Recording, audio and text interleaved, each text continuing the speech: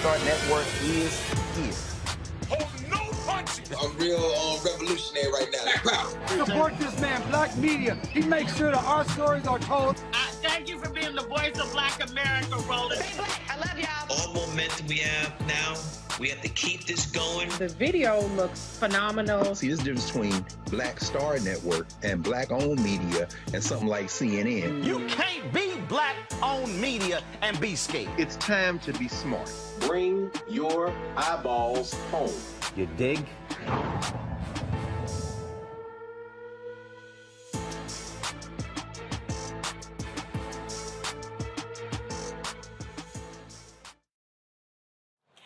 It's Tuesday, August 23rd, 2022.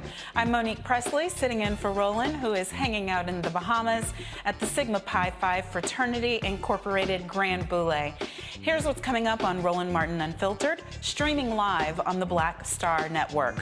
One of the officers connected to the death of Breonna Taylor pleaded guilty today in federal court for lying on the affidavit for the March 2020 search of Breonna's apartment. 2 white Georgia officers will not be charged in the June 2020 death of Black motorist Rayshard Brooks. The special prosecutor appointed to the case says the officers did nothing wrong. Florida Governor Ron DeSantis suspends State Attorney Andrew Warren, claiming Warren refused to enforce the state laws.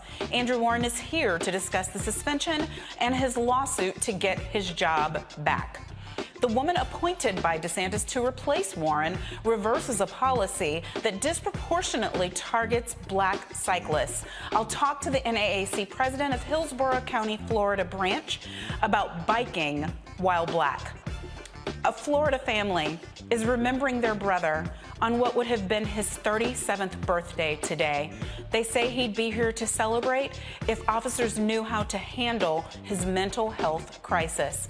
Tonight, we'll talk about the tragic case of Samuel Celestin. We'll also talk to a counselor who can shed some light on what needs to be done to keep those in a mental health crisis alive when police get involved.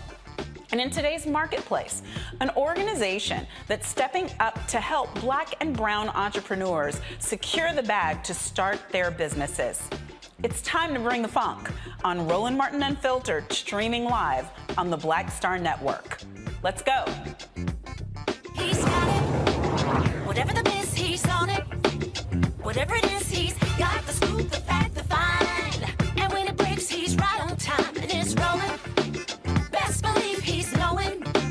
Putting it down from sports to news to politics. With entertainment just for kicks, he's rolling.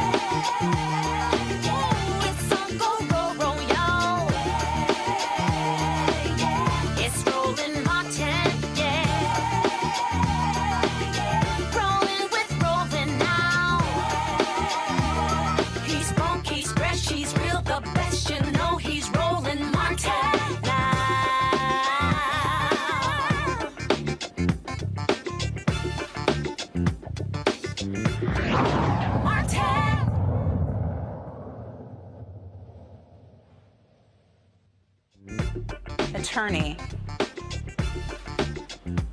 For Florida's state attorney, Andrew Warren thought August 4th would be a regular workday, but turned into him getting escorted by an armed deputy who told him Governor Ron DeSantis had suspended him from office. DeSantis says he suspended Warren, whose jurisdiction includes the city of Tampa, for declining to enforce several state laws, including the Sunshine State's 15-week abortion ban. You can't just say you're not going to do certain offenses. And then most recently, after the Dobbs decision was rendered by the U.S. Supreme Court, he signed a letter saying he would not enforce any laws relating to protecting the right to life in the state of Florida. And mind you, we have had prohibition on third trimester abortions for a long time. We've had prohibitions on partial birth abortions for a long time. And then most recently, the legislature enacted and I signed protections for unborn babies at 3.5 months. And when they are aborted, it's typically done through a dismemberment procedure, which is really inhumane. Nevertheless, that is what the legislature has enacted, and it's not for him to put himself above that and say that he is not going to enforce the laws. We don't elect people in one part of the state to have veto power over what the entire state decides on these important issues.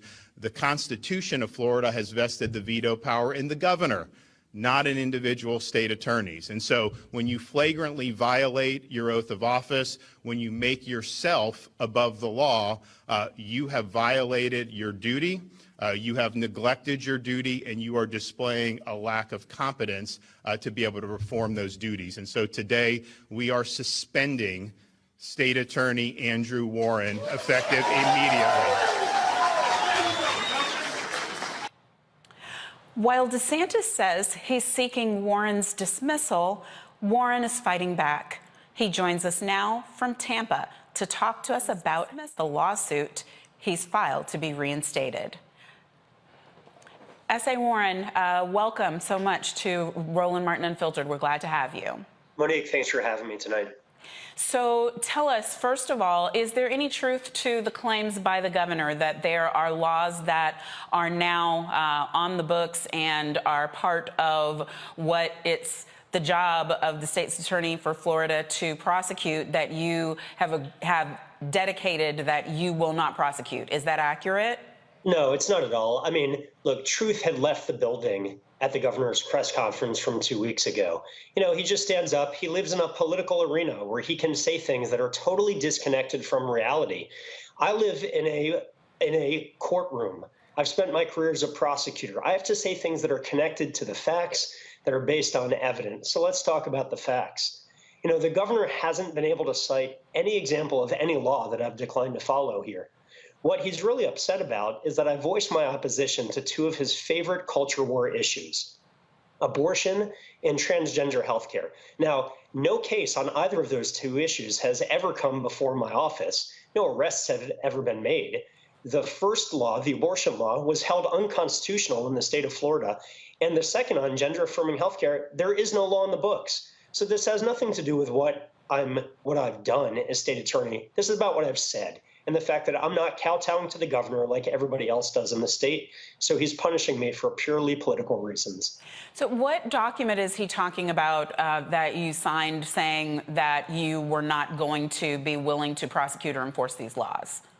So there were two letters that I signed with prosecutors from around the country, and they were both on these two separate issues. So regarding abortion, what we said was it was a value statement to say we shouldn't be criminalizing private medical decisions made between women and their doctors. And as a prosecutor, we should be focused on the rapist, not the rape victim. And let's not lose sight of that. In a situation where, you know, you have a teenager who's been raped and is being forced to carry a baby to term, and they're asking us to potentially prosecute that victim for having an abortion after 15 weeks. By the way, again, a law that's been held unconstitutional under Florida law. The choice is we're going to prosecute the victim and prosecute the rapist. I mean, it just doesn't work that way. So I was saying that we shouldn't be criminalizing these decisions, that this is not an efficient use of taxpayer resources. This isn't something that promotes public safety. And those are views held by the constituents in my community. I know that because they've put their trust in me when they voted for me twice. Absolutely. And you bring up something that I think is important that we hear about many times, frankly. Governors in this country lean on the broad discretion that prosecutors have in determining whether they are or are not going to be bringing charges in a particular case. And they often utilize that to point to justification for why, where a police misconduct case is concerned, or why something else where the public has an outcry, why the decision of the prosecutor is the one that stands. But it seems here DeSantis doesn't want you to have that discretion in terms of the way that the state's resources are being used, and also doesn't want you to be able to do something that I think you're supposed to be able to do, which is still use your free speech to speak against an issue, whether or not you end up having to actually prosecute when a law is violated. That's absolutely right. I mean, you've touched on the two key issues. One is that he's violating my free speech because I'm allowed to speak out. And not only am I allowed to speak out, it's my duty as an elected official to speak out. It's my duty as a prosecutor to speak out on issues that affect the criminal justice system. I mean, that's what elections are all about, right? The voters have a right for me to be transparent. And I was being transparent, saying, I don't think this is a good use of resources. Whether I did it by signing on to a letter, whether I did it if I were called to testify in the state capitol about the issue, it really doesn't make a difference. I'm speaking out on issues that are important to the criminal justice system. But the governor also doesn't have the authority under Florida law just to suspend someone because he doesn't like what they said or he doesn't like how they're exercising their discretion. And that's why we filed suit against him. So you were elected, correct? I was elected twice. And I was elected with 370,000 votes. So let's not lose sight of the fact that by suspending me, the governor is not just kicking me out of office, he's throwing out the votes of 370,000 Floridians who put their faith in me, who pulled the lever for me, who want me to represent them in this community. He is taking his judgment and saying, I, the governor, know better than all the people who voted for Andrew Warren. You know, that doesn't happen in democracies. It happens in North Korea. It happens in Russia. That's not the way America works. Well, at least it's not the way that America is supposed to work. I am going to bring in my panel and see if they have a couple of questions for you. But for my part, as a lawyer of more than 25 years, I certainly wish you the best in this endeavor. I even remember being a government attorney, and many times, frankly, we had to bite our tongues because we were not allowed at that point to make political statements that were contrary to the position of the municipality. I don't know if it was legal or constitutional that they kept us from doing that, but they surely did. All statements came, oddly enough, through the top person in the office, which is the last time I checked in this case would be you. So I don't know what he will use to justify trying to keep you from speaking out. But I do want to welcome our panel to the conversation. We have with us Dr. Mustafa Santiago Ali. He is Senior Advisor for Environmental Justice. And we also have with us Dr. Larry J. Walker, Assistant Professor, University of Central Florida. Dr. Mustafa, I'll put you up first. Do you have a question for, I hope, soon to be reinstated State's Attorney Warren? Yeah, State's Attorney Warren, thank you for standing up and not just accepting, these types of actions. We are going to be moving toward 2024 here rather quickly. Once we get past the midterms, of course, we should stay focused on that. And we know that there's a good chance that Governor DeSantis will be running. The type of behavior that he's shown to you and overstepping his bounds and weaponizing his governor's office, does that give you pause if he was to run for the presidency? It does. I mean, this is much more about my position, than my position, right? This is about defending our democracy. And the idea that any elected official can just throw out somebody's vote is contrary to the very fiber of our country. I mean, and so the governor has showed that he's willing to punish people who have spoken out against him. I mean, think about the people who have spoken out in ways that he disapproved of in Florida. First, it was businesses that he went after. Then it was teachers with, teaching race in their classrooms. Now it's public servants. I mean, who's next?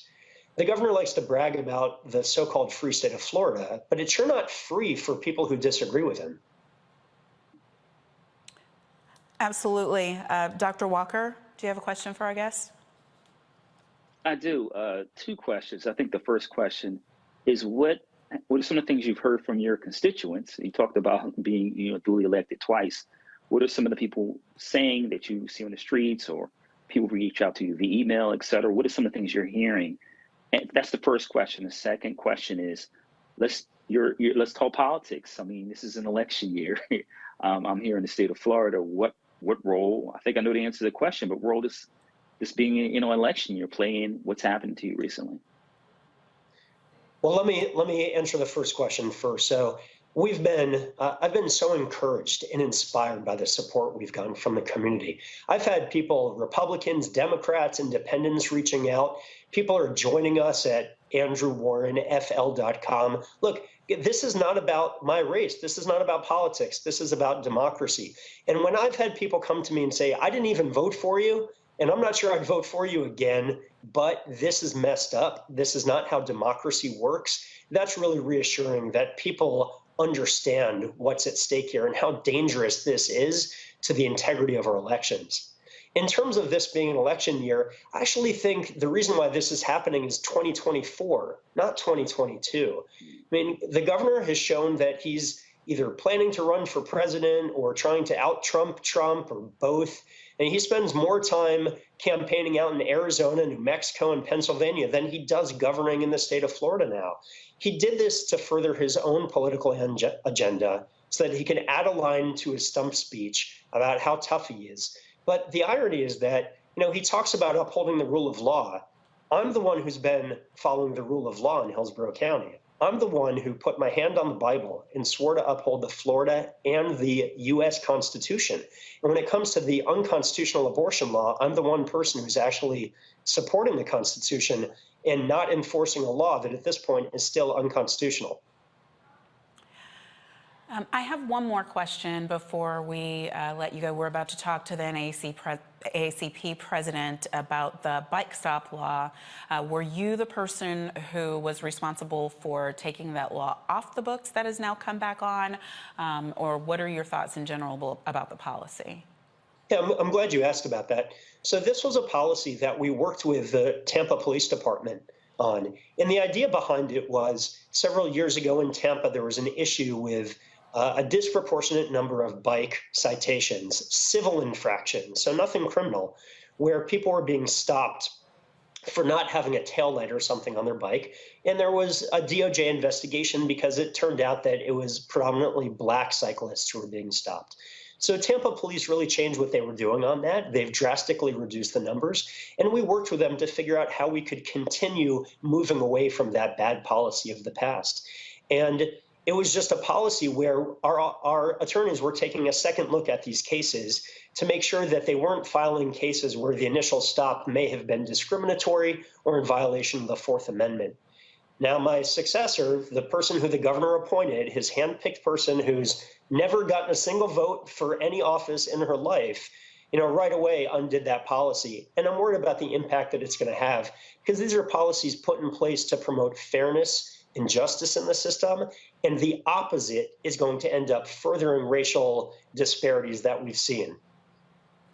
Well, thank you so much, State's Attorney Warren, for being with us. We certainly wish you the best in having your fight for justice, not just for you, but really for the honor of the office itself of State's Attorney, because whatever it is that the governor is able to get away with doing here can happen other places in the nation, and we absolutely do not want that. So please keep us posted on how it's going. We certainly will be keeping an eye on the story.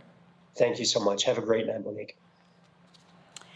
Also with us to discuss one of the changes that Susan Lopez, the newly appointed temporary state's attorney, is making is in the Keep the Streets Safe policy, was reinstating the bike stop policy targeting black cyclists. Joining us now to talk about biking while black is Yvette Lewis, the NAACP president of the Hillsborough County branch. Welcome, Ms. Lewis, to Roland Martin Unfiltered.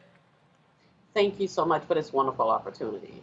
So I'll start where we just finished. I wanted on purpose to ask the currently suspended state's attorney about the legitimacy of this policy and the heightened efforts that the office was taking in order to take a look at the actions of the police in the way that they're disproportionately stopping black cyclists. And he says that there's no need to reverse the work that they were doing. I'm assuming you agree with him. Most definitely. I do agree with them.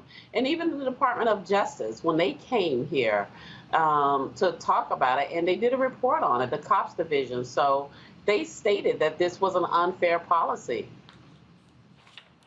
And so the Department of Justice stated that was an unfair policy, but was the police department sanctioned for it? Did anything happen? Were there consequences? So let me explain a little bit. So we were reaching out to the Department of Justice. So at that time, the mayor that we had was Mayor Bob Buckhorn. And the current mayor that we have now, she was the chief of police. What she did and what he did was they preempted us and reached out to the Department of Justice, the cops division, to get a fair or better ruling for themselves, but it backfired. It stated that the practices were unfair and it disproportionately was a burden to African American people in the city of Tampa. So what you have to think about, to me, here, as S.A. Warren said, you've got somebody, Susan Lopez, who hasn't run for office. Nobody's voted for her. The only person we know for sure that wants her in that job is DeSantis. And one of the first things that she does is take a look at this. I mean, it really couldn't be any clearer why she was put in the position and what her intentions are in terms of disproportionately affecting Black and brown people. And I'm sure that this is just one of the first ways that we're going to see that happen. Mustafa, do you have a question for Ms. Lewis? Yes. Well, Ms. Lewis, thank you for everything that you do. My question is that we know that biking plays an important role. One, we know that we have a transportation equity situation where some folks utilize their bikes to get to work because they may not be able to afford, other forms of transportation. And the other side of it is that there are all these health benefits. Have they brought into the conversation how their sets of actions will impact both our wealth and our health? No, they haven't. To be honest with you, when I met with them, they didn't even think none of this through. They just felt like this is something that we needed to reverse back. So when I met with them, I told them that you have placed a target on Black folks' bike in the city of Tampa. Dr. Walker? Yeah, so we know clearly from the evidence, that we cited in this conversation that this disproportionately impacts members of the Black community. Have you, and you talked about you'd already had conversations, with the newly appointed state attorney in terms of why they were reversing this policy. So I guess my next question is, what are the next steps for the NAACP? They've reversed the policy. You've had a brief conversation with them. Clearly, they're not considering listening to you and then rescinding it. So what are the next steps in terms of what NAACP plans to do in the state of Florida to address this particular policy issue? One of our next steps is that we're definitely in conversation, the local branch with the Florida State Conference NAACP and the national NAACP legal department on how we should go about doing this. But I'm almost positive there will definitely be a phone call placed to the Department of Justice regarding this here, because this is a true violation of people's civil rights that they have imposed on once again. And this is something that she's carrying out the mission. This is politics. She's carrying out the mission of the Governor DeSantis. And since she's issued that memo, there has been an increase of African Americans being stopped by riding bikes. So this office have received several phone calls regarding that. We had one today. Well, no rest for the weary, as my grandmother used to say. We absolutely have to remain vigilant, and we count on organizations, legacy organizations like the NAACP for doing exactly what you are doing. So Yvette Lewis, thank you so much for coming and talking to us about it and for staying on the front lines and doing the work. We appreciate you. Thank you. We are going to go to a quick break, and then we will be back with more. This is Roland Martin Unfiltered on the Black Star Network. Be right back.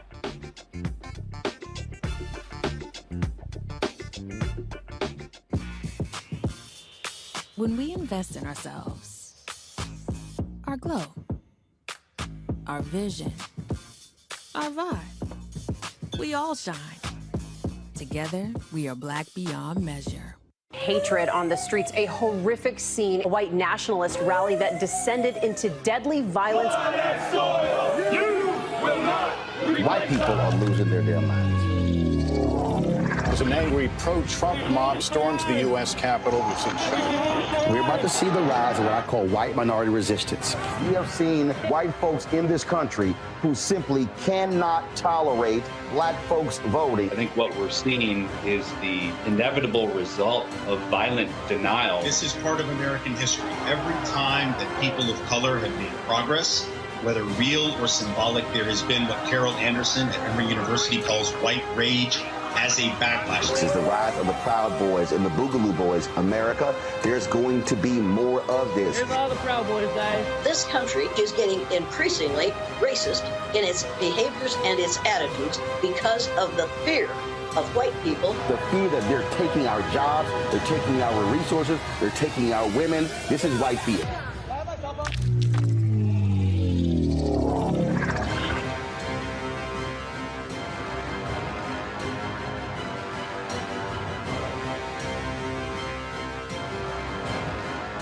When we invest in ourselves, we all shine. Together, we are black beyond measure. Pull up a chair, take your seat. The Black Tape with me, Dr. Greg Carr, here on the Black Star Network. Every week, we'll take a deeper dive into the world we're living in. Join the conversation only on the Black Star Network. When you talk about blackness and what happens in black culture, we're about covering these things that matter to us, speaking to our issues and concerns. This is a genuine people-powered movement. There's a lot of stuff that we're not getting. You get it, and you spread the word. We wish to plead our own cause. Too long have others spoken for us. We cannot tell our own story if we can't pay for it. This is about covering us. Invest in black-owned media. Your dollars matter. We don't have to keep asking them to cover our stuff. So please support us in what we do, folks. We want to hit 2,000 people, $50 this month, raise $100,000. We're behind 100,000, so we want to hit that. Y'all money makes this possible. Checks and money orders go to P.O. Box 57196, Washington, D.C. 20037-0196. The Cash App is $RM Unfiltered. PayPal is R Martin Unfiltered. Venmo is RM Unfiltered. Zelle is Roland at RolandSMartin.com.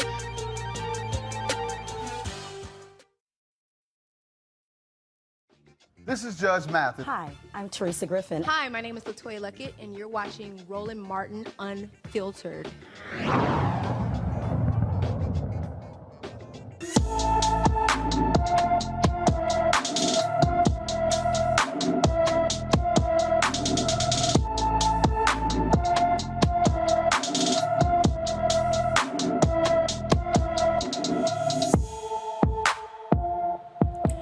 17-year-old Michael Thomas has been missing from Macon, Georgia since August 9th, 2022. He's 5 feet 9 inches tall, weighs 130 pounds, with black hair and black eyes. Anyone with information about Michael Thomas should call the Bibb County, Georgia Sheriff's Office at 478-746-9441. In Georgia, a special prosecutor reviewing the shooting of a black man by an Atlanta police officer has decided to drop the charges against both officers involved. Garrett Rolfe was charged with felony murder, and Officer Devin Brosnan faced aggravated assault charges in the June 2020 death of Rayshard Brooks. The 27-year-old black man was shot and killed by Rolfe outside a Wendy's restaurant after failing a sobriety test. Brooks took a taser from Rolfe and was shot twice in the back as he ran away. Attorney Pete Skandalakis said his investigation led him to dropping the charges against both officers. Skandalakis says he's filing an administrative dismissal to drop the charges. I want to stop right there and talk to my panel and now welcome Ms. Randy Bryant, Diversity and Inclusion Strategist, speaker, trainer, and writer. Thanks for joining us. I know we had some technical difficulties, but we're glad you're with us now. So now we're complete.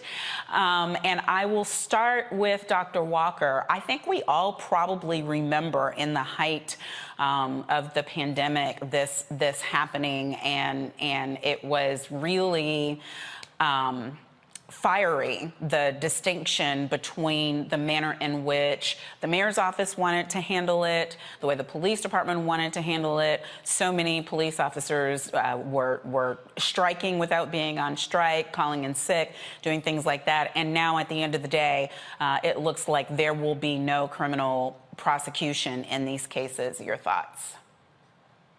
Yeah, you're right. I vividly remember this case because it took place outside of Wendy's. And, you know, ultimately, we're really, as African Americans, we're constantly being bombarded with these cases in which interactions with law enforcement, with Black people, regardless of the situation, ends up in a fatality. And we also know why issues in terms of, Black people being stopped while they're riding bikes. And we just talked about the last story, or other situations. Once you come in contact with law enforcement, we know statistically Black people will likely end up dead. And this is a sobering reminder in terms of issues relating to justice that we know that saying how long, not long, but there's still a long way that we have to go to ensure that African Americans in this country are treated fairly and that they're not on the spot being responded with violence, which often ends up in, like I said, these increased mortality rates when in interaction with law enforcement. And I got to tell you also, as a Black man, but also as a father of a teenager, when I hear these kinds of stories and I try to explain this to people, some people don't understand, is that this reaches really deep down in my soul and it tears, because I see myself, I see my son, I see my nephews and other people that I care about very, dearly. They can end up victims of these kinds of unfortunate deaths at the hand of law enforcement. But also, this is why Congress, specifically the Senate, should have passed some kind of comprehensive police reform.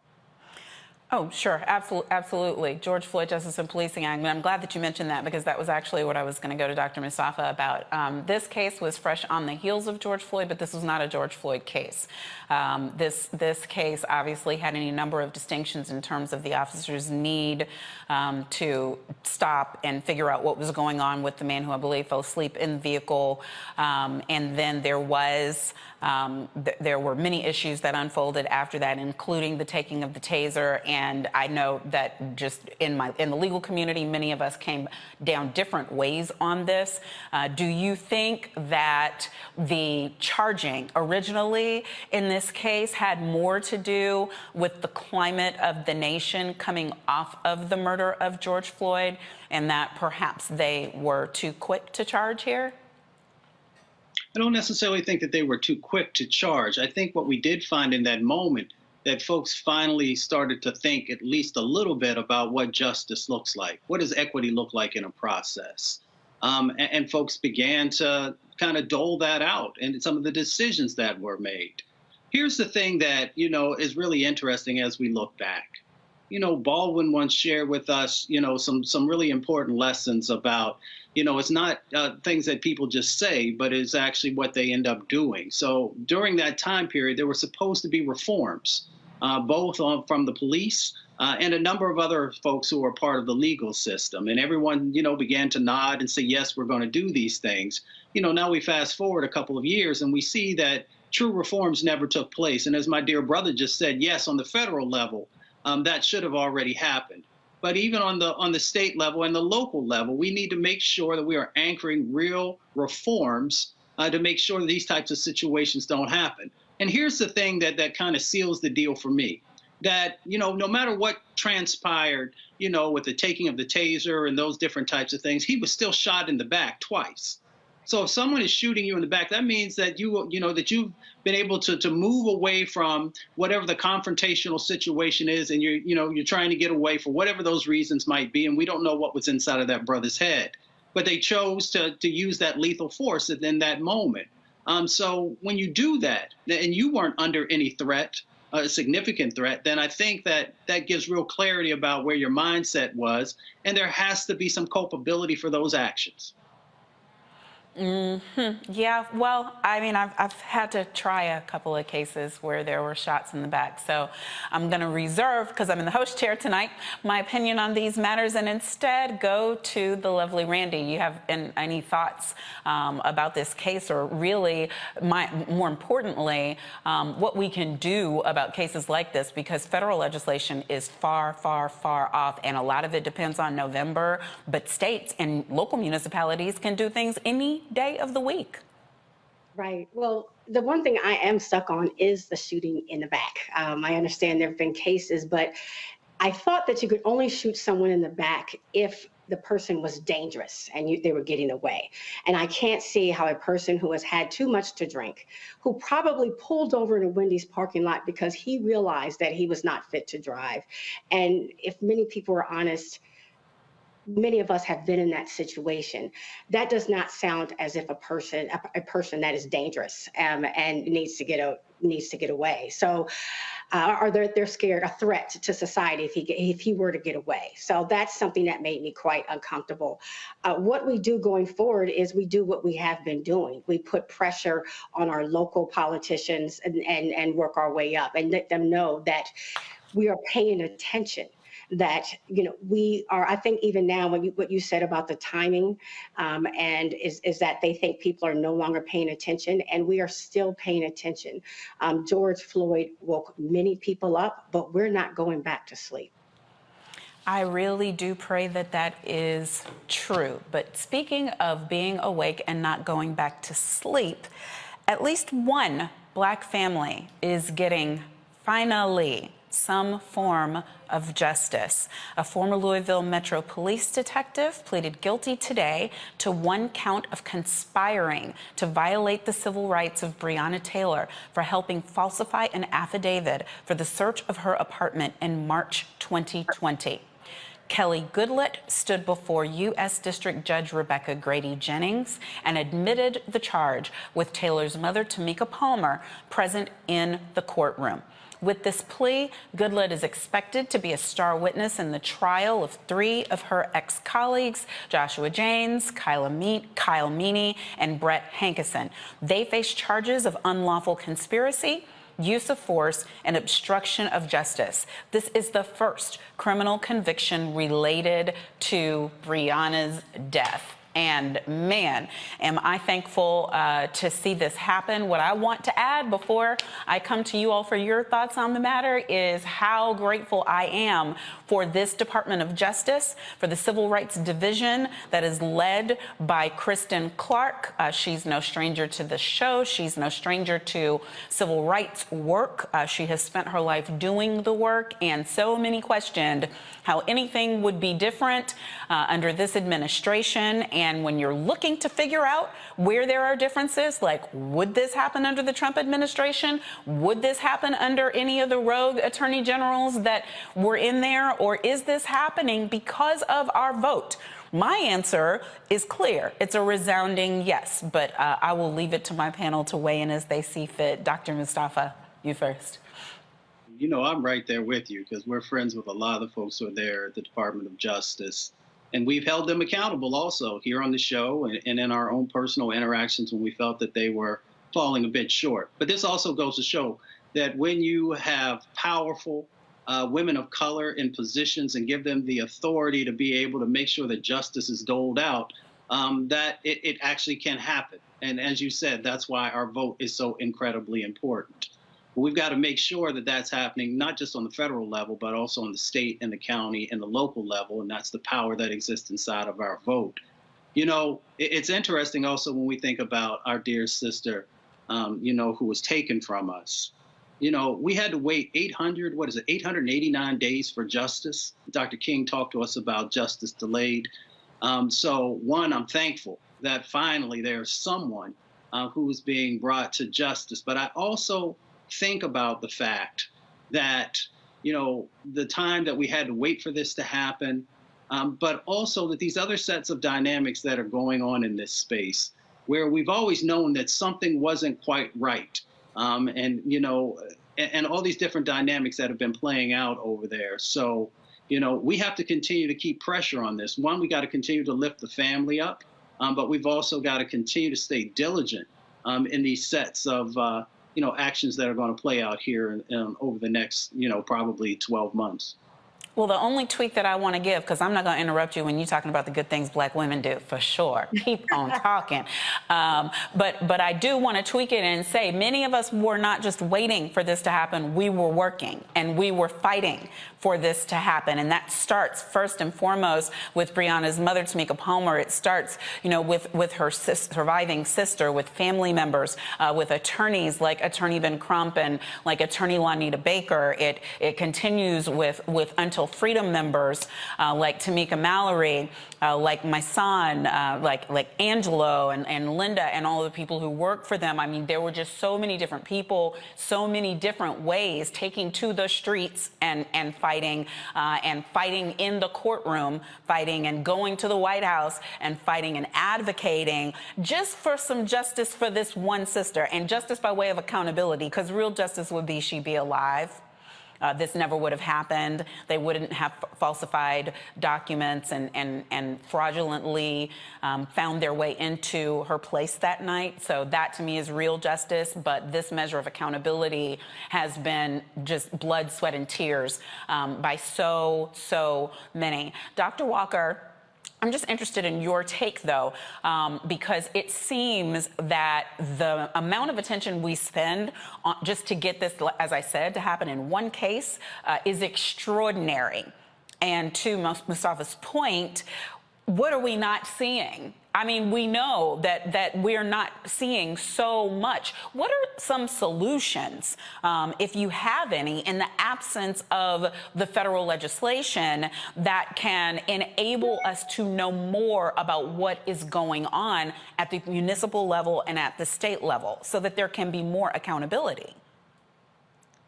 Well, Monique, I think that's an important question, but I think it's less about, what we're doing, because obviously, this is an issue in terms of, I talked a little in the last conversation about, interactions with law enforcement, in this case, law enforcement falsifying documents and ending up in a tragic death. But I think Black people are doing the work and have done the work for generations. I think this is really about anti-Blackness. One of the things I want to highlight in terms of talking about anti-Blackness is a reminder that AG of Kentucky, Cameron, dropped the ball when it came to making sure that we properly prosecuted the individuals responsible for Breonna Taylor's loss of life. But like I said, I think it was important for Black people, and obviously we talk about in the state of Kentucky, to continue to organize. Obviously, there's a Senate race this year, so we still got to talk about that in Kentucky. But it's important, once again, you talk about legacy organizations, the NAACP, but also some of the other organizations over the last couple of years in states like Kentucky and other states that have responded to some of these issues related to police brutality and misconduct, but not only collectively working together in the state, but also in terms of strengthening the network nationally. So not only do we have specific issues that localized, but also that we're connecting with other, racial justice organizations throughout the United States. But as I said, this is not a new issue. The same issue our generation has dealt with, my grandparents, our great-grandparents. So it is about a flawed system at the federal and state level that we need to continue to fight for racial justice, because we need to be very specific about what's happening here. Because a lot of the cases that we're talking about in this show, and then we continue to hear about on a day-to-day basis, involve Black and brown folks. So we need to continue, obviously, the power of the ballot box, but continue to organize. The other thing, Monique, I want to highlight, is we need to fund these organizations. Because, obviously, collectively, Black people, in terms of, we talk about, obviously, in entrepreneurship and supporting Black businesses, we also have to support racial justice organizations to ensure that they can file lawsuits and have various other initiatives to make sure we don't see these tragedies. I think it's so important that you say that because when you look at even just the guests that we've had tonight, and I was in the chair last night and looking at the guests that we had there, we had a leader who'd started an organization called Julian, and they're filing lawsuits, catching the slack for things that DOJ doesn't have time to look at because they can't run around doing all of it. We look tonight at organizations like the NAACP, but this isn't NAACP national. This is local NAACP chapter that's fighting this bicycling while black law, and funding those organizations does still matter.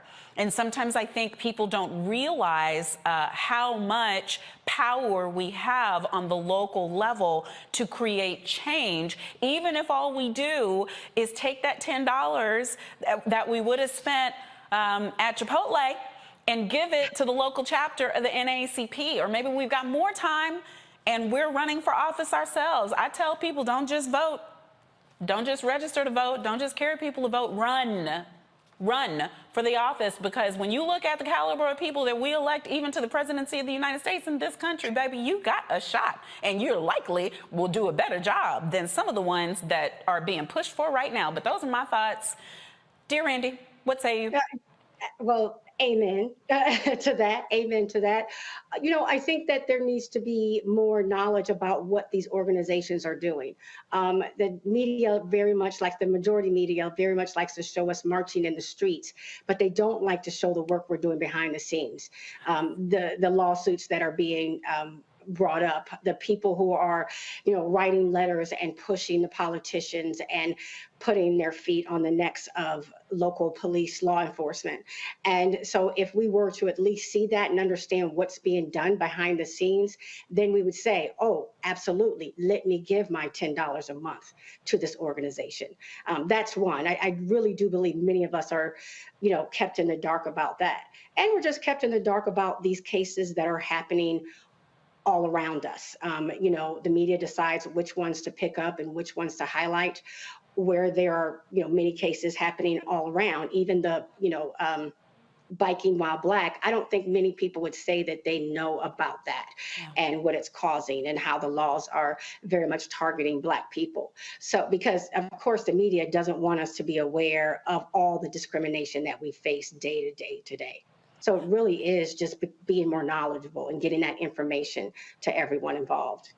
Well, and it's also what we have an appetite for, the media as the bad boogeyman, I buy into it sometimes I don't, but the reason why we have black media, the reason why programs like this exist and need your support is because these stories are going to get covered here, that are not going to be getting covered other places, and that is the value of us taking it upon ourselves to keep ourselves informed. And even things you said, like writing letters, NAACP doing their advocacy work. We can all do some of that. Get a paper and a pencil, boo, and a pen and some paper and a pen and a stamp and an envelope. Old school, because congressional offices care about that stuff. When they start getting mail, like real mail, they get worked up about it. They get worked up about phone calls, but I'm getting worked up. Moving on. In Dallas, police officers must wear their body-worn cameras at all off-duty jobs they work. The policy change comes after a Dallas officer was involved in a shooting this past weekend. Chief Eddie Garcia sent a memo to all police department employees on Monday saying there are many instances where officers are working off-duty jobs and taking reports affecting arrests and or involved in use of force incidents. These incidents are crucial for prosecution transparency and for justification. Officers can work off-duty jobs outside their regular shifts, but the jobs have to be approved by their supervisor. Garcia says wearing body cameras both on duty and at off-duty jobs is imperative. Man, what were we just talking about? Do you see how a huge policy change that could save people's lives, that could keep us from being disproportionately tased, harassed, stopped, frisked, searched, arrested. All of that happened just with this one head of a municipality making a decision. Y'all get that? That's why it matters. How did he get in office? Where can we find more of them? Quickly, any thoughts, Mustafa? This is what you call common sense policy. We know policy can lift up or policy can be destructive. This is one of those actions that can help to make policy more filled with equity, hopefully justice as well, but it's common sense stuff. So, I'm glad to see that he made that mandate, and we'll see if anybody challenges it as it moves forward. Oh, you can count on the unions having something to say about this. But Dr. Walker, it's like you just finished saying, the efforts that are on the ground, these are the types of efforts that local activism can support. And we could see more of it in lieu of the federal legislation that we know we need.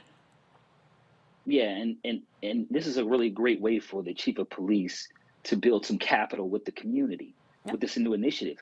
Monique, one of the important things he mentioned was it has to be vetted. The job has to be approved. I think that's really important because there are some jobs after work hours officers work that are more dangerous than others. So this may, in many respects, put a pause on some jobs that officers should be engaged in after hours, in which they obviously sometimes lethal force or other interactions where people end up in jail. But this could obviously end up saving Black lives, but more importantly, reel in some officers that are engaged in after work activities. They have the shield protecting them, but they are not being held accountable based on seeing what happened in these incidents. Right, and Randy, they don't just have the shield protecting them, they've got their service revolver, they've got a gun protecting them, and that's the thing that the chief of police alluded to that I just want to zone in on because, I defended a municipality for over 11 years, and one of the cases involved an off-duty officer who had to use his service revolver, but he didn't have 3 other things that he could have used if he was on duty. He didn't have a taser at his disposal, he didn't have a baton at his disposal, he didn't even have handcuffs at his disposal. All he had was a gun. And when you end up in a position in a dark alley or at a club or these places where they're working and it's either you or the offender, or the alleged offender, then it ends up on the side of the officer. So that's why I think these cameras are going to make a world of difference in Dallas, and I want to see more of it. Lives will definitely be saved. And also we have to talk about the mentality. Many cops walk around with a sense of authority, even when they're not on the clock. And that sense of strength and arrogance, gets people in trouble. And so absolutely, this, if it is not challenged, which I am sure that it will be rigorously challenged, it will save some lives. And also, you brought up a good point about not having options. I don't think that we should leave anybody who's in a position of policing other people, whether they be on duty or off duty, with the only option being a gun. Yep, absolutely. Well, we're going to keep an eye on that one because, as I said, whatever is going on in one municipality can end up going on throughout the nation, and the local fight is the one that matters. We're going to go to a break. Roland Martin Unfiltered will be right back. You're watching the Black Star Network.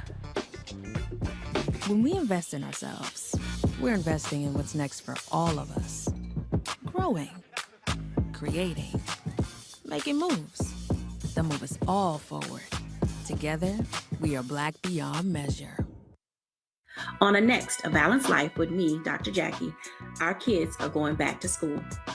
After 2 years of disruption, thanks to COVID, are we ready?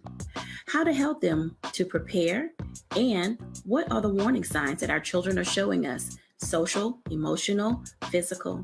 All of these stressors and anxieties will be impacting our children. They'll be facing new challenges, anxieties, and emotions, and the adults in their lives need to figure out how to pull themselves together so that our kids will be able to do the same. Adults need to be paying closer attention now more so than ever. This generation who feels like they're unguided, we need to provide that guidance. That's next on A Balanced Life with me, Dr. Jackie, here at Black Star Network. When we invest in ourselves, our glow, our vision, our vibe, we all shine. Together, we are Black beyond measure. We're all impacted by the culture, whether we know it or not. From politics to music and entertainment, it's a huge part of our lives, and we're going to talk about it every day right here on The Culture with me, Faraji Muhammad, only on the Black Star Network. Hatred on the streets, a horrific scene, a white nationalist rally that descended into deadly violence. White people are losing their damn minds.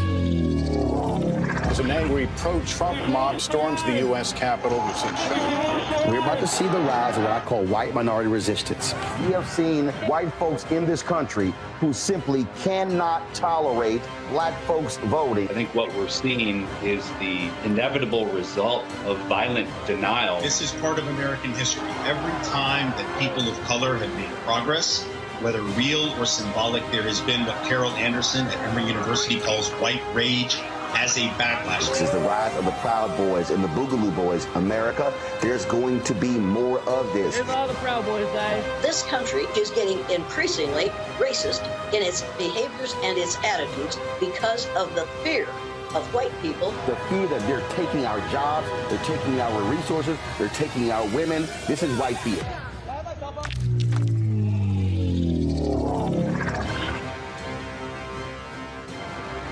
When we talk about blackness and what happens in black culture, we're about covering these things that matter to us, speaking to our issues and concerns. This is a genuine people-powered movement. There's a lot of stuff that we're not getting. You get it, and you spread the word. We wish to plead our own cause.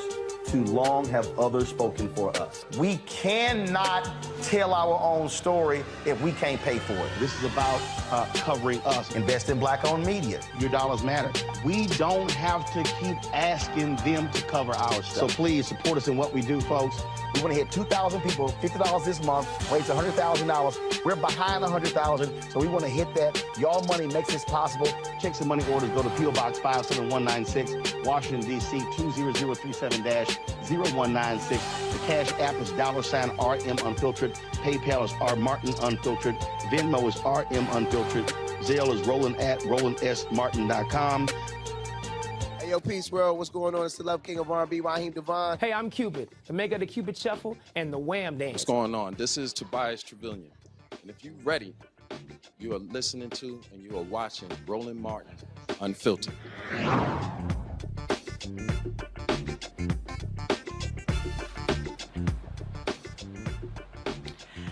Thursday, April 11th, 2019, police were called to the Ocoee, Florida home of Samuel Celestin, who was in the middle of a severe mental health crisis. His family was hoping to utilize the Baker Act to help him. The family told the officers of his mental health issues, but he was tased and ended up dead instead of getting the help that he needed. The coroner ruled Samuel's death a homicide. The Ocoee and Windermere police officers involved were cleared of any wrongdoing. His family has filed a wrongful death lawsuit against both police agencies. They believe if the officers treated Samuel like a man in crisis instead of a criminal, he'd be alive to celebrate his 37th birthday today. Joining us now are Samuel's siblings, Joanne and Jean Celestin. Welcome to you both. Thank you. Thank you so much. I first just want to extend my deepest sympathies and that of the show to your family. I know that this is a difficult day, but thank you for taking the time to honor your brother by utilizing this opportunity to share information with us all about what happened. Were either of you present on the day that he suffered the mental health break? Yes, I was present that day. And so I was the one who actually called 911 to actually seek help from my brother. I noticed that he was confused and that he was acting out of his character And so knowing the mental health, history that he has, I called, gave that complete history, and both to the operator and to the police officer that came on site. What medical history, mental health history did he have? What did you tell them? Yes. So Samuel was suffering from initially what looked like depression for many, many years, for most of the years. And then after that, he was diagnosed with anxiety as well. Then it was diagnosed with bipolar and schizoaffective schizophrenia. And you informed the officers. Which police department did you call? When you called 911, what did you reach? So I reached an operator, but they did send a Ocoee police officer, because we do live in Ocoee, so that's where our home was. All right, and so was it at that point you all left the home and he was left in the home? What happened when the officers arrived? Right, so when the officers arrived, I met the officer in my vehicle with my mother. And so, again, I explained the medical condition. I myself as emergency room provider. And so I gave him all the medical backgrounds, and I told him also, hey, I know how he goes. I'll see him in the ER soon. And then my mother was the one who actually went with the officer because of, I had my children as well that I needed to attend at home with, so. All right, and so at that point, just tell us what you know. I know that it wasn't you who was going to the home, but what is it that your mother informed of what happened, and what, if anything, is different about the way that the officers are telling the story? Yeah, so from what I was made aware, they arrived, opened the door, and Samuel was obviously still confused, not sure if they're even a police officer, asking for credentials, asking them to check the water because he thinks like it's contaminated and poisonous. And he had like lots of things in his hands, keys, things he was collecting. And then from right then and there, they just started to tase him. No resistance nor anything like that he was doing, no verbal altercation from him. And two officers pulled out their tasers and they continued to tase Samuel on the chest, both of them. And Samuel fell to the ground, raised his hands and said, please, please stop. And still, they continued to tase him. And then after that, Samuel saw an officer coming from the side view, and he says, please, sir, help me, runs towards that officer. And then, he gets tackled, and then he gets tased again multiple times with multiple officers, to the point where he ended up getting hogtied and stopped breathing. And at that time, they wouldn't render him CPR. And so he ended up, passing away, is what I found out. However, that night, we were told that he was fine and he was in the hospital. You're saying someone contacted you on behalf of law enforcement and lied and told you that your brother was alive and doing fine? They told my mother that, because remember, my mother was in the home. And so they were asking her a lot of questions after all the incidents, because at some point she was entered into the home. And so they did ask her a lot of questions, and she was like, well, I just want to know like what's going on with my son. And they're like, oh, he's fine, he's in the hospital. And she's like, well, I need to go see him. And they're like, no, you can't right now because there's an investigation going on. And they told her that, he's alive, and asked her, do you want to press charges on him and stuff like that. Yeah. So your mom, though, was on the scene at the time that they hogtied him, that we know now that he stopped breathing. But when he was taken away in the ambulance, she thought he was being taken away for treatment? Correct. So at some point during all of the tasing and all that, she was escorted into the house, asked to go inside the house, and then she was quarantined in the home. So she could not see, most of what happened after that. Once he was no longer invisible from the front door and asking the other officer for help, she wasn't able to visibly see that, just the way the home is structured, but yes. Now, I want to back up for a minute because I don't like to miss facts because people hear it and then they say we left something out. When your brother first opened the door, at some point the officers say that he had some sort of knife in his hand in addition to other things that he had in his hand. Is that accurate? And did he try to hurt anyone with it, or what happened with that? No, when I arrived to the house, I never saw a knife. So I don't know anything about, being threatened by a knife or anything like that. But there were reports of that, but that was not anything that I, can attest to. Well, and what we know for sure is by the time he was outside of the house and they ended up hog tying him, or tying him in this prone position, which so many times now we have seen this have devastating consequences. But at that point, he certainly wasn't armed. So I can't at all see any justification for that. Mr. Celestin, we talked a good bit about. And the video shows some of what happened to your brother, but we also mentioned that your family had hoped to use the Baker Act. What can you explain about what that means and what kind of outcome that should have been? Yeah, the Baker Act basically is where you're able to get someone committed to treatment. Samuel had been Baker Act before.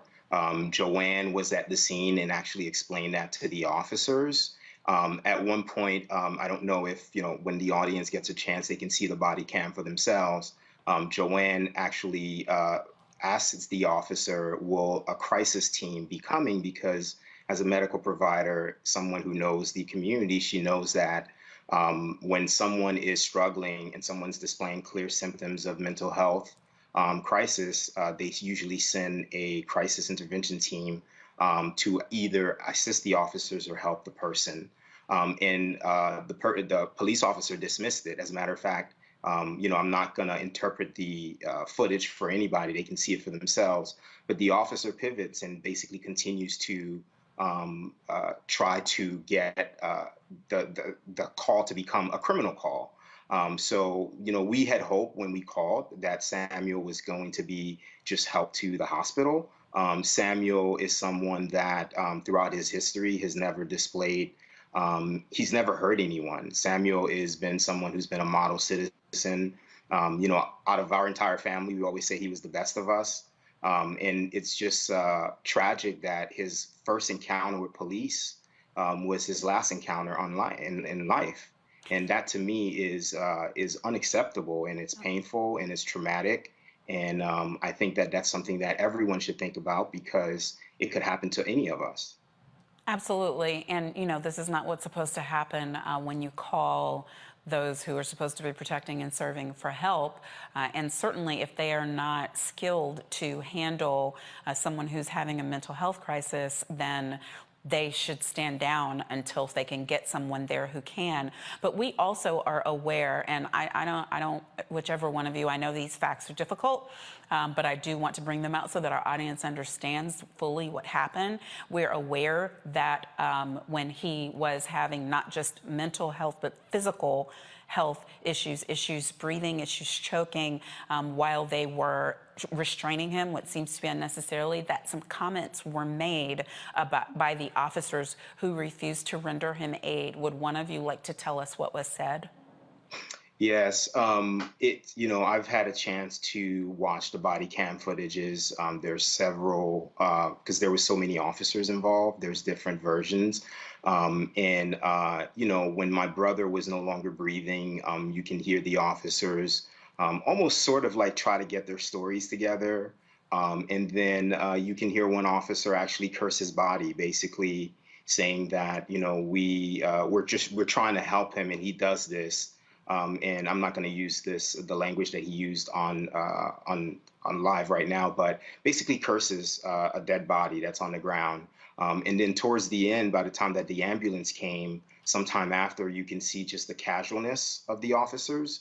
I believe one of them at some point starts discussing his plans for happy hour while my brother's body is being strapped to the gurney and being put into the ambulance. So, all of these things are things when you put them together are just unacceptable. There are things that are callous. There are things that are inhumane.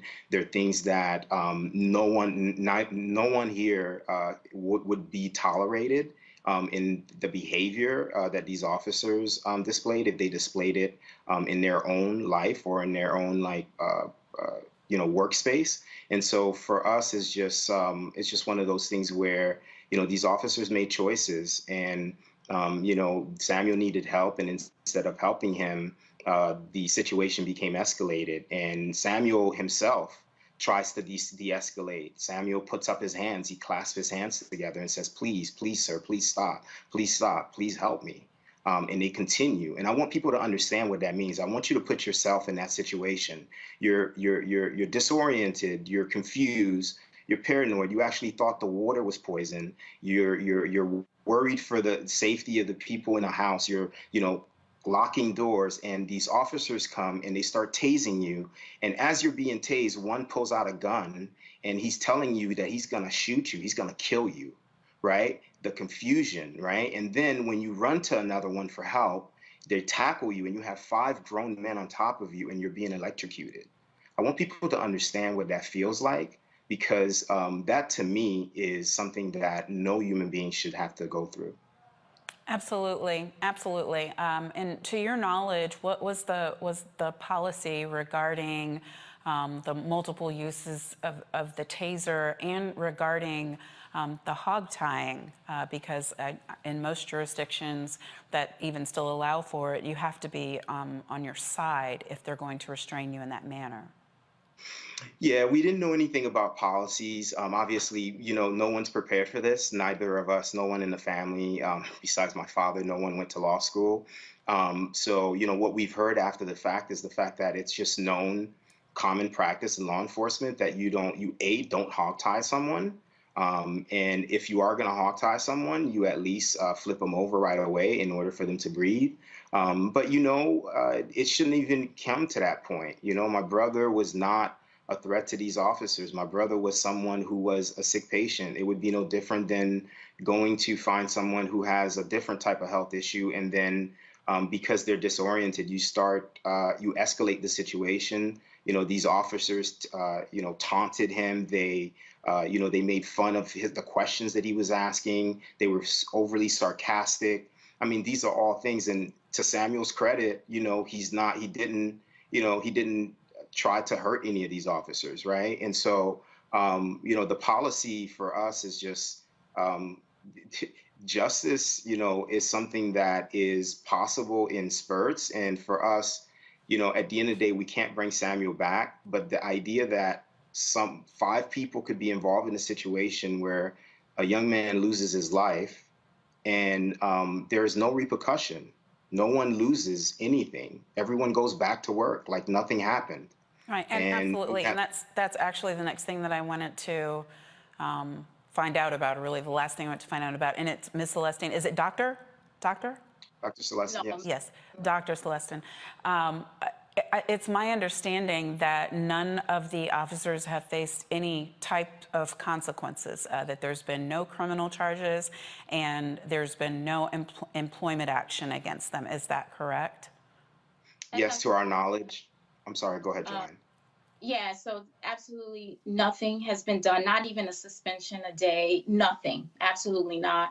No one has reached out to us as a family either from the police, department, nor the mayor or anyone. So really it's not being addressed. Let's be real, unless that, besides us knocking on doors, through our attorneys, we would have not even found the body cam. The body cam came literally close to 2 years after. That's when they released it.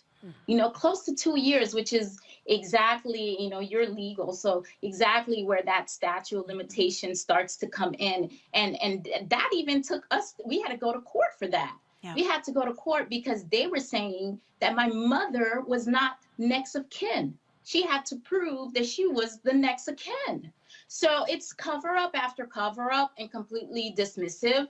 Where this occurred, although it's a COE, our home is situated right next to, Windermere. We're talking about running distance to, Tiger Woods' homes, Shaquille O'Neal's homes. This is like right there. It's, located. And so it's a real like hush hush is what's really going on. But it's very shameful. Me being in the medical field and just knowing like work that attorneys do and accountants do and everybody else. There's all this accountability we have for life. However, just the mere fact that you would not render, CPR to a dying man, and you're a police officer. You're a police officer, and so it's like. That to me is unacceptable. Right, and the failure to render aid for someone who is in law enforcement or in the medical profession is not just a civil issue, it's a crime. Hello, Monique Worrell, I'm talking to you. But you all have filed a lawsuit. What is the status of that? Well, we can't really talk too much about the lawsuit. However, our efforts has been to try to bring attention to what happened to Samuel. We hope that this doesn't happen to anyone. We do believe, the community who has seen the body footage and who has seen the facts of the case, there's not a single person that we've met that doesn't believe that there's something criminal here. And we do have, we have this situation where we're in a town where, we always talk about as, I'm going to bring it back to the village right now, as Black people, we always talk about we want a seat at the table, and here we are in a community where there's affluent Black elected officials. As Joanne mentioned before, we were on our own. It took 2 years for us to even know how Samuel died. We didn't even know how he died. We had to go and find everything because there was such a firewall every single place that we went, and not a single person approached us and said, how can we be of help? And I'm talking about people that look like us, right? Yeah. And so, now we're in a situation where we have a state attorney that, made a lot of promises about police accountability. And here we are where we have a case.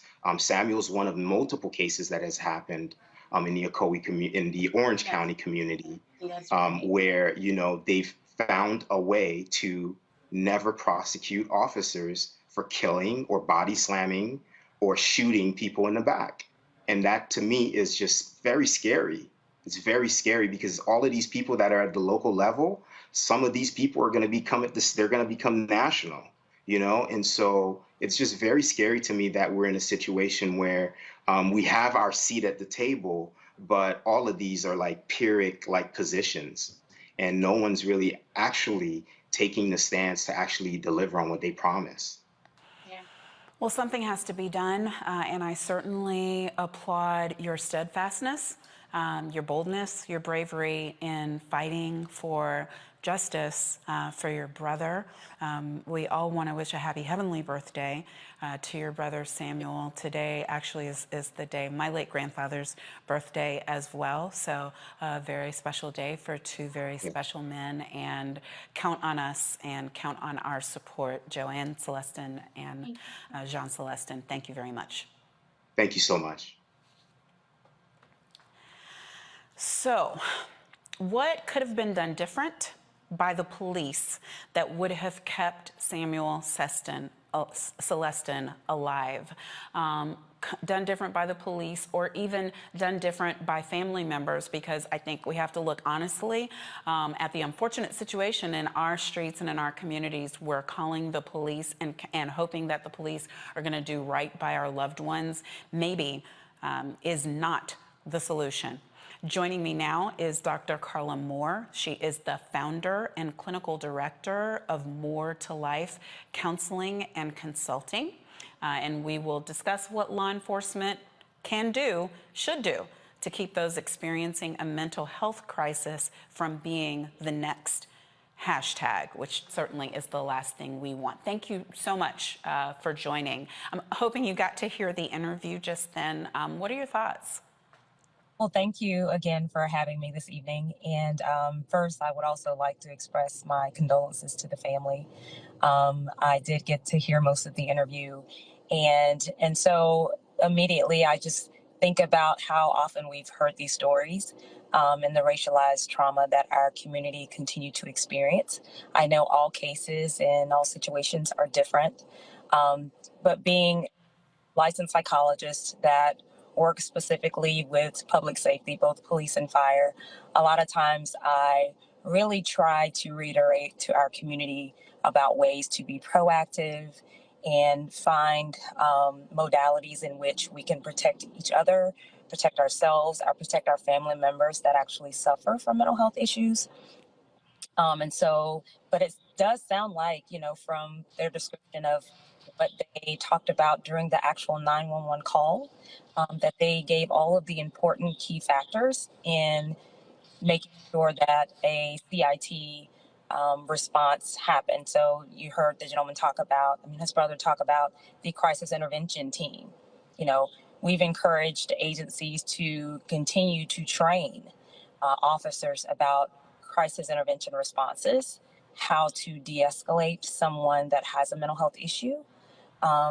There are trainings even within academies about how to work with calls specific to what they call EDPs, or emotionally disturbed persons. They may have updated the actual language or jargon in which they describe those calls. But at the end of the day, there has to be policies in place, procedures. I know they're supposed to be taught that at the academy level from the time they recruit, even annual trainings. However, I think looking at it from a cultural perspective, really thinking about what does a particular disorder look like in a person of color, because all the symptom, signs, and features of that disorder may be different. So maybe training needs to be a little bit more sophisticated as we're talking about the agency itself, but also thinking about, how to educate our community even about what we're describing when we have those calls. Instead of it being a law enforcement call, maybe it being a medical EMT type call.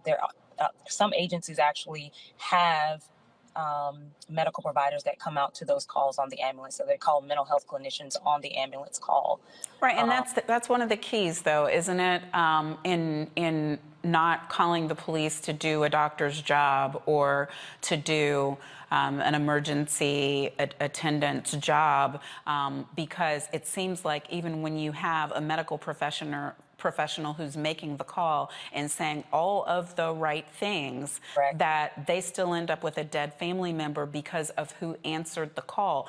I don't know if you subscribe to this or not, so I'm asking, is it the case that in our communities we really just can't afford to call the police in situations like this?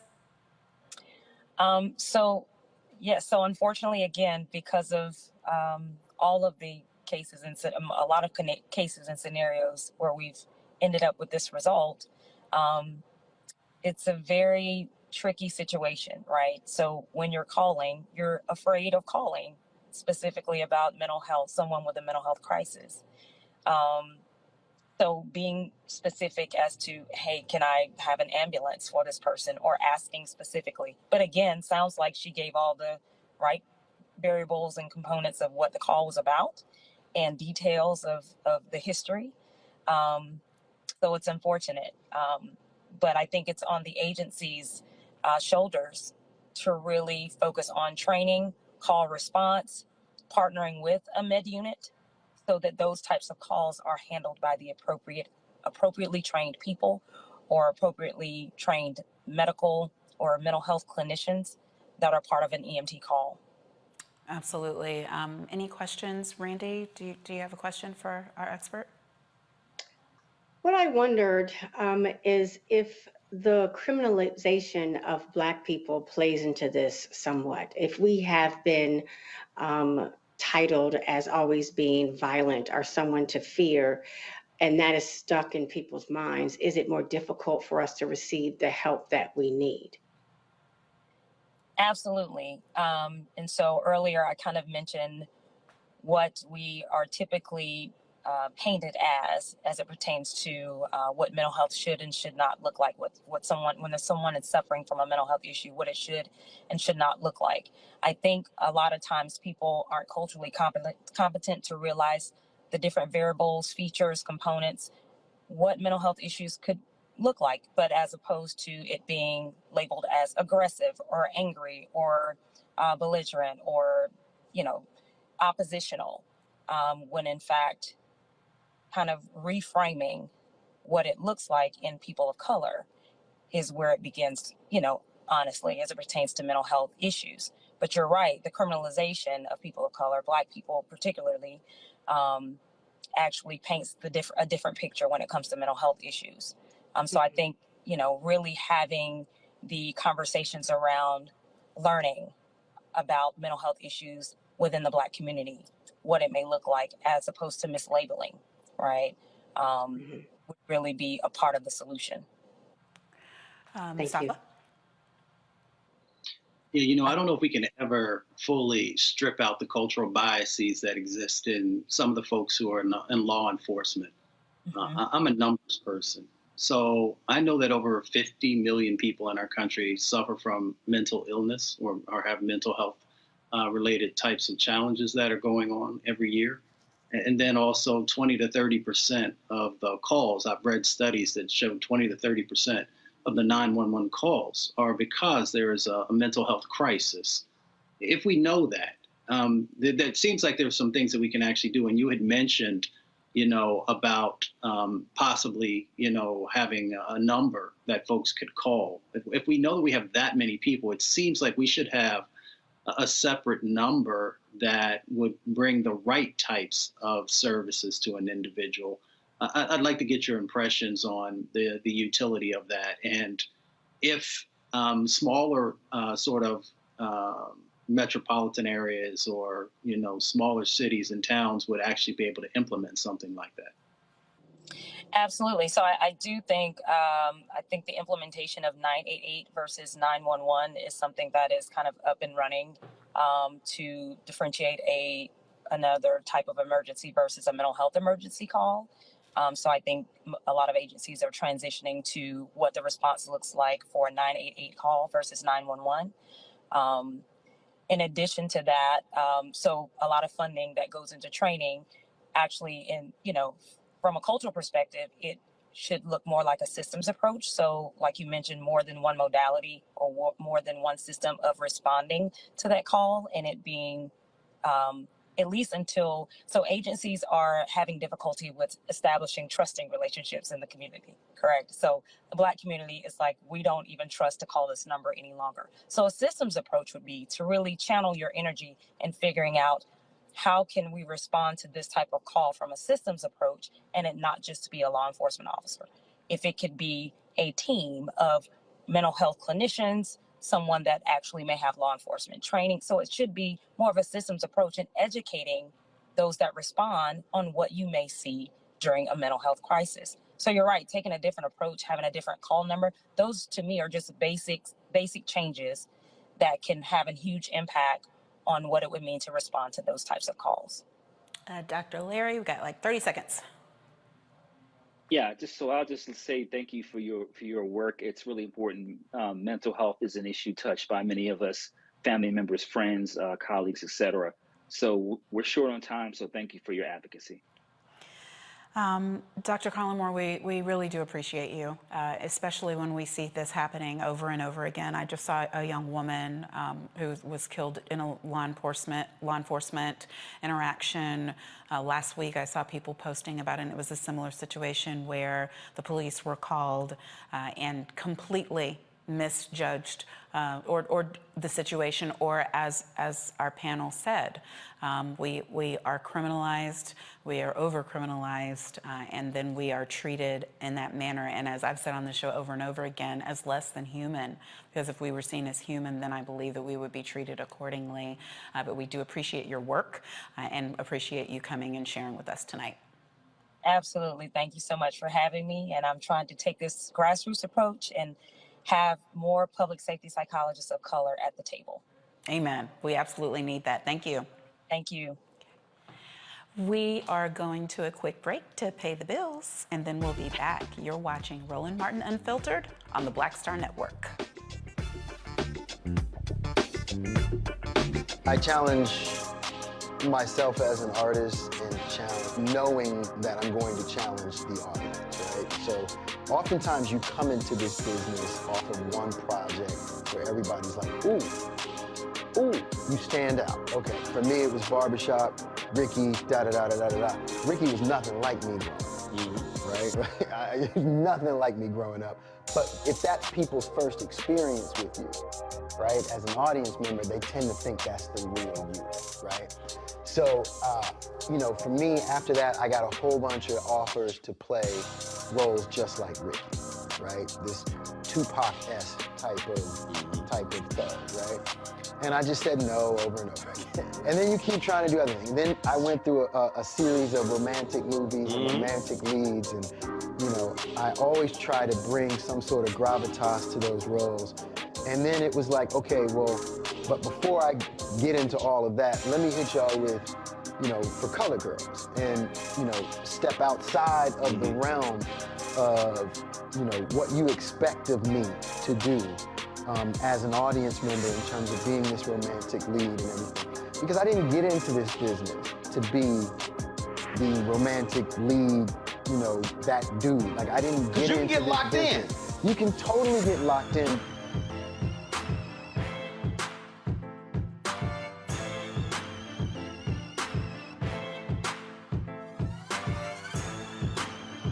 When we invest in ourselves, we all shine. Together, we are Black beyond measure. Don't you think it's time to get wealthy? I'm Deborah Owens, America's Wealth Coach, and my new show on the Black Star Network focuses on the things your financial advisor or bank isn't telling you. So watch Get Wealthy on the Black Star Network. When we invest in ourselves, we all shine. Together, we are Black beyond measure. Hello, I'm Bishop T.D. Jakes. How y'all doing? It's your favorite funny girl, Amanda Seals. Hi, I'm Anthony Brown from Anthony Brown and Group Therapy. What up, Lana Well, and you are watching Roland Martin.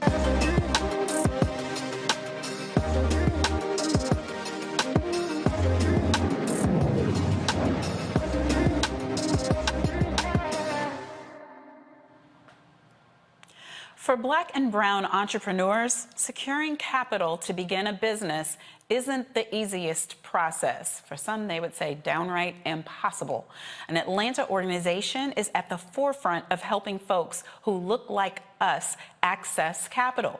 Partnership for Southern Equity is teaming up with the Rockefeller Foundation for the Just Capital Initiative to help small businesses get started. The founder of PSE, Nathaniel Smith, is here to tell us more about this initiative. He joins us from Atlanta, Georgia. Welcome, welcome, welcome. Hello, Miss Presley. How are you? I am great, especially when I hear about things like this, because man, oh man, you know, we can spend all day, and we need to, talking about criminal justice and talking about civil rights and talking about voting and talking about all of that. But if our people can't start a business and have it survive, you know, the money really, the equity is where it's at. And so I'm always excited when I hear about people who are helping to enable entrepreneurs to start right and then to finish right, or to keep going right, I should say. Tell us a little bit about your organization and what you're doing. Well, thank you again for this opportunity to share our work. Again, my name is Nathaniel Smith, and I serve as the founder and chief equity officer of the Partnership for Southern Equity. We work every day with our partners to realize what we call a new Southern agenda for racial equity and shared prosperity in the American South. And one of our important areas, we are a multi-issue organization, is to really begin the process of working to realize a new economy, an economy that provides equitable opportunities for Black communities and historically disinvested communities of color. We understand that, you know, it is not by happenstance that Black businesses historically have not had access to capital. It is not by happenstance that many of the key pillars of our economy have been really drip dry as a result of a history of extreme exploitation and structural racism. And by knowing that truth, we have to create new ways and opportunities for businesses, Black businesses, to have not only access to capital, but also being in a position to help to cultivate their civic capital, their civic capacity to engage around issues related to public policy as they become more competitive as it relates to opportunities to acquire capital to grow their businesses. So this is in partnership with the Rockefeller Foundation, and is what's happening? Is there like an application process? Is there a training program? How are you assisting them in getting funds? Well, the first thing that we did, and again, we're just so appreciative of being in a position to partner with the Rockefeller Foundation. You know, for us, it was really, really important to really, truly understand the nature of the problem. And so what we had an opportunity to do with several partners is to begin the process of really evaluating what are the challenges and what are the types of capital that Black businesses, in particular micro businesses, need in order to be successful. And again, you know, history shows us that access to capital that does not require equity or ownership, the lack of grant dollars to actually grow businesses, the perception that commercial banks have about Black businesses and that relationship to risk, all have minimized opportunities for Black businesses to have opportunities to acquire capital in order to grow. And then on top of that, you know, there are some capacity challenges in helping Black businesses understand what is required to keep a strong budget, to develop marketing strategies, to apply for federal grants as well as philanthropic grants. And so what we've done with the support of Rockefeller is to really develop a wraparound engagement strategy called the Just Capital Initiative, where we are working with 30 Black micro businesses in the city of Atlanta to train them, to support them in understanding the various aspects of business that they need in order to be successful. We're providing grant dollars for these organizations to really strengthen the various aspects of their businesses in order to be competitive for grant funding. And even more so, and this is really connected to the history of Atlanta and the history of civic engagement in Black businesses, reintroducing them to their own political power and really helping them understand that a closed mouth civically does not get fed, and we want to do what we can to make sure they're engaged in the political process as well. Ooh, absolutely. That's all music to my ears. Now, how long have you all been doing this in conjunction with Rockefeller? So we've been doing this with Rockefeller now for 2 years. The organization has been around for 11 years now. And we've just been honored really to have a chance to what I call weave an ecosystem of businesses, both private sector, philanthropic organizations, and nonprofit organizations, you know, in this tapestry of opportunity that is required to ensure that Black businesses and more specifically Black people are positioned to reach their full potential. And in order to do that, we have to understand the historical barriers that we have and the structural barriers that we have, and hold their hand and support them in ways that will help to cultivate their agency. And, you know, that is a deep, deep commitment for the Partnership of Southern Equity. And again, we're just really happy, you know, to work with the Rockefeller Foundation. You know, we believe as an organization, so goes the South, so goes the nation. And we believe that the work that we're doing with Rockefeller, you know, as we continue to grow, we'll be able to translate into real success in other places, not just around the South, but around the country. Well, absolutely, because, you know, I'm gonna go to the panel, but I want to close the circle, as my colleagues would say, and tie up some loose ends. In that we watched week before last, Vice President Kamala Harris making a big announcement about the Equal Opportunity Commission, the Economic Opportunity Commission that the government is doing, joint partnering with 20 organizations and/or companies, one of which was the Rockefeller Foundation, yes, in order to bring dollars. They're committing billions of dollars over a period of years, have already been doing it. You're the proof, have already been doing it, but are going to be doing more of it. And for me, it always comes back to the vote. I'm going to tell y'all until you hear me that when you look at billions of dollars in commitments, and when you see the proof right here on this show that what we pay attention to, where we put our interest, is what grows, I hope y'all can hear me.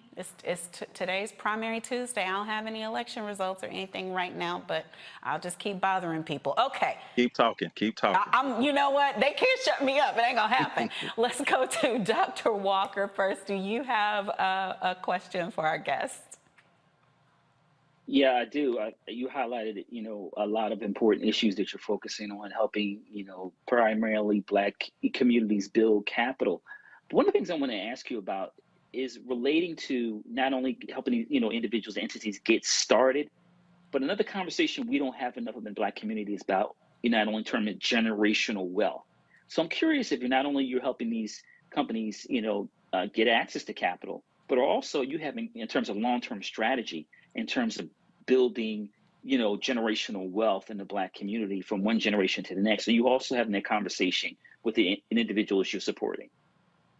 Well, I tell you, I mean, that again is one of the biggest historic barriers that Black businesses have in comparison to white businesses, this access to generational wealth. And again, it is not just because Black people don't save. It is because of things like redlining and the subprime market and the challenges that we faced around highways being built on top of our communities and the lack of real estate value as a result of tax policies.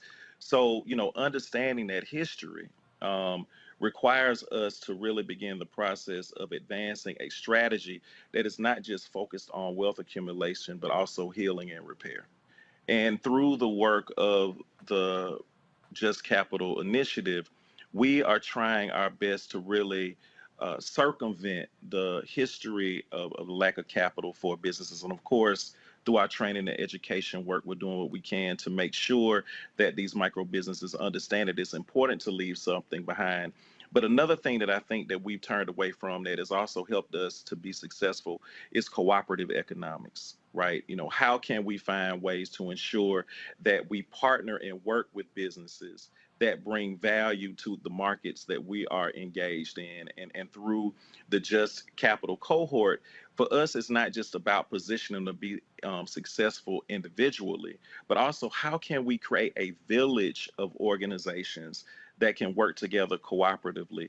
One of the things that I'm really excited about is that at the end of the Just Capital program, the people that are involved, the businesses that are involved, actually work together to decide about where $40,000 in resources will go within the context of the cohort. And so they decide what businesses are the closest to being successful, because they understand that as these businesses ramp up and become successful, they now have a mentality of cooperative economics, and they understand that those businesses will reach back and provide capital and support those businesses so they can come up as well.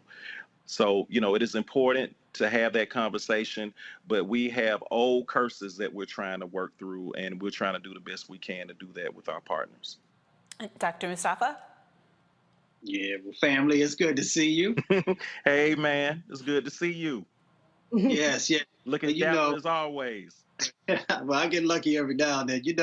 Your work, my work about moving our communities from surviving to thriving changes the paradigm. And one of the interesting things, and I'd love for you to expound on this, especially with the work that you're doing with this initiative, is that we've got trillions of dollars through the bipartisan infrastructure bill.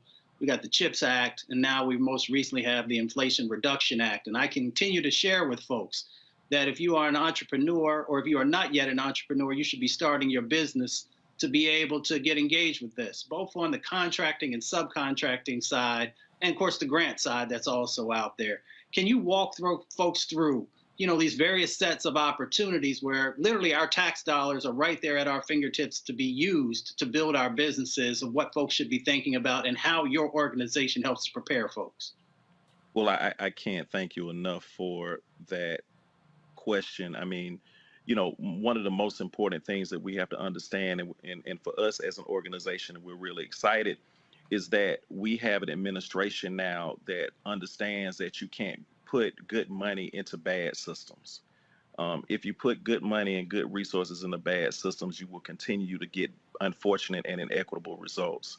And also, we have an administration that understands that for many, many years, our federal government has contributed to the barriers created by structural racism in our nation, and has attempted through whether it be the racial equity executive order or the policy around Justice 40, which is requiring 40% of all resources around environmental remediation to go to disinvested communities, or recent conversations around ensuring that capital is flowing into businesses owned by communities of color.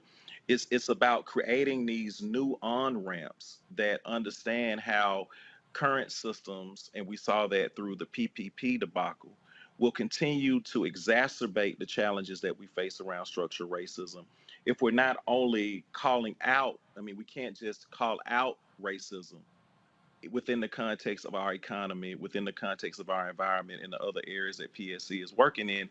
We have to play our part in disrupting those systems and creating new ones. And so, you know, I am just really excited that we have an administration that is finally beginning to create these delivery systems that are a true reflection of what we need, and that is systems that are equitable and inclusive, and that also play a role through partners, you know, that are trying to do work on the ground, nonprofits in particular, to actually grow the capacity of organizations and the ability of these organizations to compete for the resources that are being made available. I think that's another important point, Mustafa, is that we've got to do what we can, you know, the organizations that are on the outside of the federal government, to help these organizations that have been left behind for so long, that love and respect and want to support our communities, to actually compete and rise to the occasion in ways that will position them towards the type of, and position them in the way to receive the resources that are being made available now by the administration.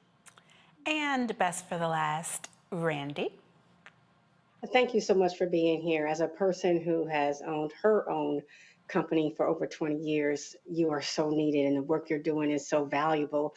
What I was wondering, I just saw a statistic, I think yesterday, that only 1% of capital, only 1% of venture capital money goes to Black-owned businesses. 1%, which is quite sad.